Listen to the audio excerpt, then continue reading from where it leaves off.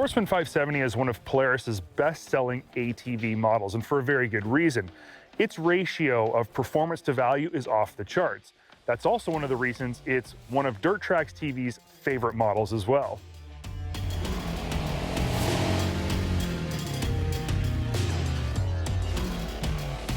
The original version of the Sportsman 570 has remained unchanged for 8 years, which in Polaris time is a long time. So it was no surprise for 2021 when they released the new Sportsman 570 with a whole bunch of new features and an aggressive new style.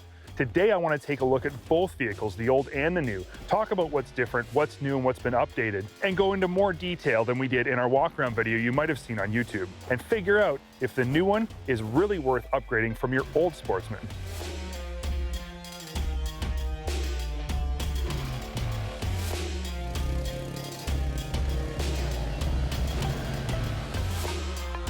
The most obvious difference between the old and new Sportsman is the styling. The new Sportsman has an updated, aggressive look that's not too aggressive that it's going to intimidate your new ATV buyer, but is definitely aggressive enough that current Sportsman 570 buyers are going to be a little bit jealous.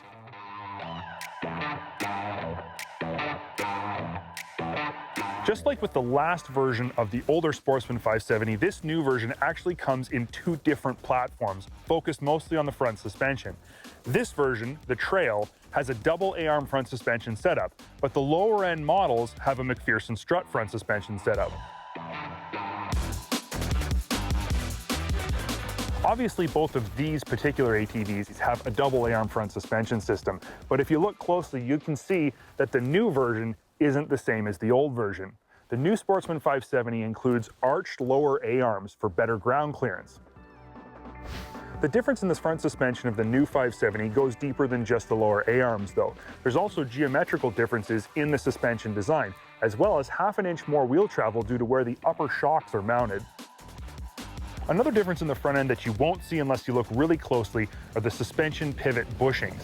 The new bushings are automotive style in that they're rubber and allow the A-arm to actually float a little bit at each suspension mount. This gives more durability, better ride compliance, and less noise when things get dirty.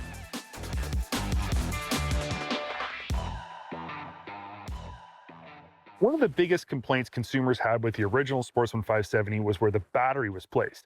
It was on the bottom of the chassis, basically between the front wheels, where it was constantly getting covered in mud and soaking wet.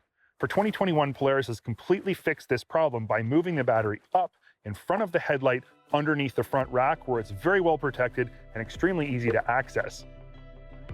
As with all things in life, sometimes change requires compromise, and in this case, moving the battery underneath the front rack required a compromise in under-rack storage. Now, the old one had 6 liters of capacity, the new one has only 5.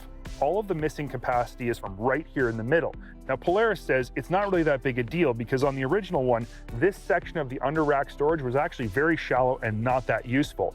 And in my opinion, they're completely right. The last two benefits of moving the battery up underneath the rack are A, they could use a larger capacity battery, which gives you more cranking amps and more ability to run more accessories. Also, because there's no battery located in the bottom of the frame like it was before, Polaris was able to beef up the frame just slightly for a little bit of an improvement in durability. Obviously, the new Sportsman has a very different set of tires than the old one does.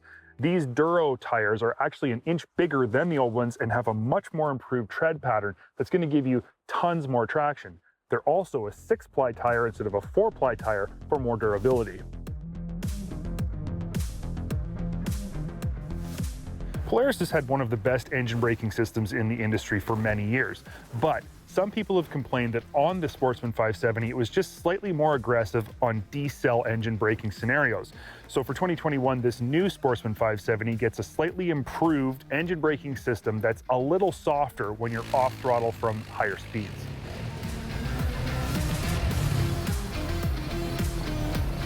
A couple things Polaris didn't change on the 2021 Sportsman 570 is the ergonomics and the switchgear. And I think that's great because this vehicle has always had near perfect sit-down and stand-up ergonomics, and the switchgear has always worked flawlessly. The right side throttle control is excellent, the left side switchgear is great too, and I especially love this little winch controller here that's so well integrated into the switchgear. It just looks so perfect and just looks like it was made to be there instead of an add-on after the fact. Another little secret of this gauge pod right here, it does include the same gauge as the last year's version, but it also includes a 12-volt charge port for maintaining your battery with something like a battery tender. Now, something I learned about this charge port is that it not only works to charge your battery, but if you have an adapter that has the same plug, you can actually power things from this 12-volt charge port, as well as this 12-volt outlet that is common on all ATVs.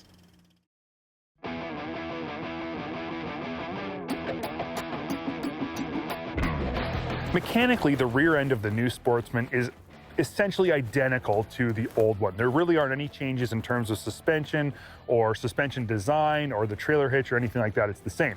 However, there are a few visual differences and a couple features that are missing on the new one that were present on the old one. The new Sportsman has new taillights, and while they do exactly the same thing as the old taillights, they do it while looking a lot better. One thing you will notice that's missing on the back of the new Sportsman, though, is the rear storage compartment. And this is something after my walk-around video that many of you said you wish wasn't deleted. And finally, the rear rack on the new Sportsman is very different from the old one.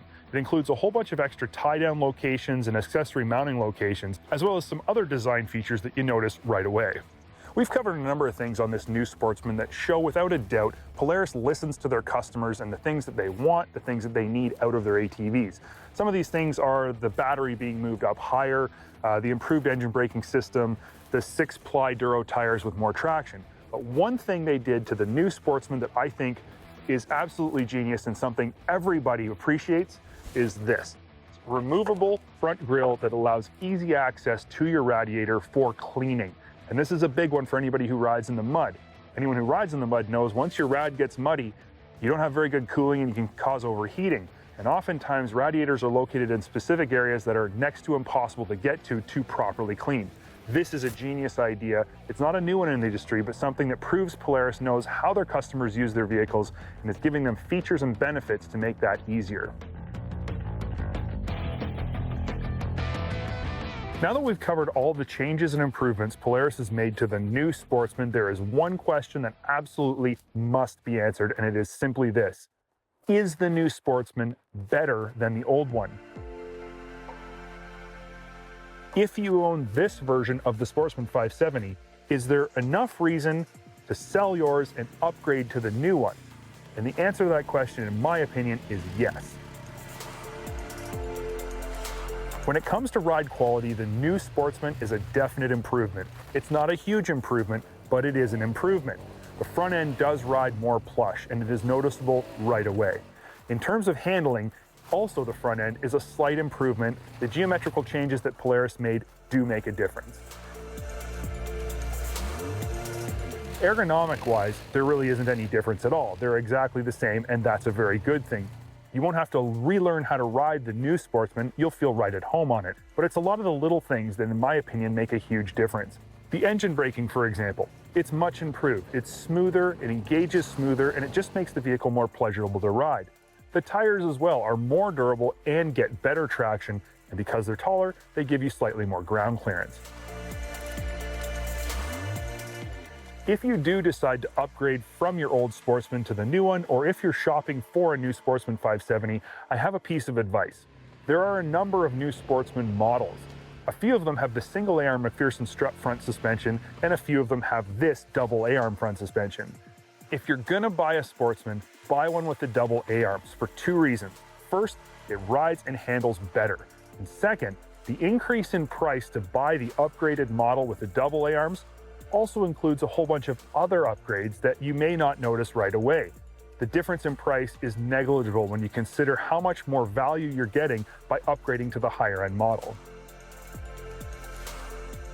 This new Sportsman 570 isn't just better than the old one. It actually makes a statement about Polaris that I think is really important. Polaris listens to their customers. They strive to give them exactly what they want. And I think if you're shopping for a new ATV, this is a very good reason to look at a Polaris.